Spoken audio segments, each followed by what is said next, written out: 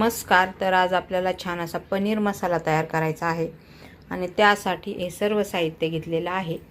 तर आणि इकडे पनीर आहे आणि आता सुके मसाले जे आहेत ते नंतर दाखवते. तर आपण तेल टाकून घेतलेलं आहे. याच्यामध्ये आपण कांदा फ्राय करणार आहोत. तर कांदा थोडा फ्राय झाल्यानंतर टोमॅटो टोमॅटोसुद्धा फ्राय करायला टाकणार आहोत.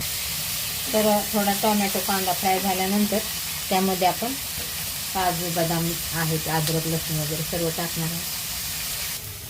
तर छान असा कांदा आणि टोमॅटो वगैरे फ्राय झालेला पाहू शकता तुम्ही. मिरची आपण वाटणार नाही तर तेलामध्ये फ्राय करून टाकणार आहे. आणि पनीरसुद्धा छान असं फ्रेश आहे तर ते सुद्धा मी फ्राय नाही करणार. आता हे सर्व छान अशी पेस्ट करून घेणार आहे. तर सर्व आता हे साहित्य मी मिक्सरच्या भांड्यामध्ये काढून घेतलेलं आहे आणि आता छान अशी पेस्ट.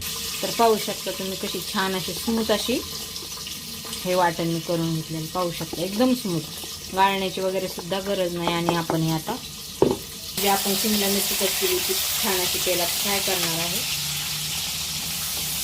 त्याने छान असा फ्लेवर येईल पनीरच्या भाजीला किंवा पनीर मसाला. तर आपण छान अशी सर्व ह्याच्यामध्ये नंतर सुके मसाले. तर आपण छान असं आता झाकून ठेवणार आहोत जरा वेळ आणि आता हे मसाले नंतर टाकणार आहोत. आपण आता याच्यामध्ये सुक्या मसाल्यामध्ये ही मिरची पावडर वापरणार आहोत, अंबारी, थोडीशी हळद आणि धनिया पावडर आणि ही माझी घरची मिरची पावडर. आणि तुम्हाला जो मसाला म्हटलं होतं मी बिर्याणीला वगैरे हा मसाला मी वापरते. एक छान असा मसाला आहे हा. आणि हे छान मसाले असे. आणि याच्यामध्ये थोडीशी पाहू शकता फ्रेश क्रीम, म्हणजे आपल्या घरच्या दुधावरती साई आली होती ती. छान असा आहे घ्यायचा हा मसाला. छान असा तेल सुटेपर्यंत परतून घ्यायचा किंवा आता झाकून ठेवणार आणि नंतर पाणी ॲड करणार जेवढं पाहिजे नसेल तेवढं गेलेलं आहे. आता आपल्याला पाहिजे तेवढं आपण पाणी टाकणार आहोत. तर आपण ना छान अशी टेस्ट येते म्हणून असं थोडंसं पनीर असं करून टाकणार आहोत.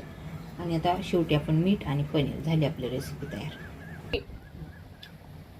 तर आता शेवटी आपण मीठ टाकणार आहोत कारण आपल्याला मग गिरवीचा वगैरे सर्व समजते मग किती जास्त आहे कमी, म्हणून मीठ शेवटी टाकायचं. आज आपण आता पनीर टाकणार आहोत आणि मग छान अशी 15-20 मिनटं कमी गॅसवरती उकळून घेणार आहोत. असं दाखवू दे. लास्टला आपल्याला आता छान अशी कसुरी मेथी टाकायची आहे.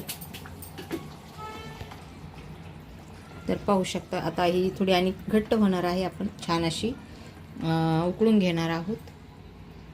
छान अशी भाजी तयार झालेली आहे पनीरची. एकदम छान. थंड झाल्यावर आणखीन घट्ट होणार आहे.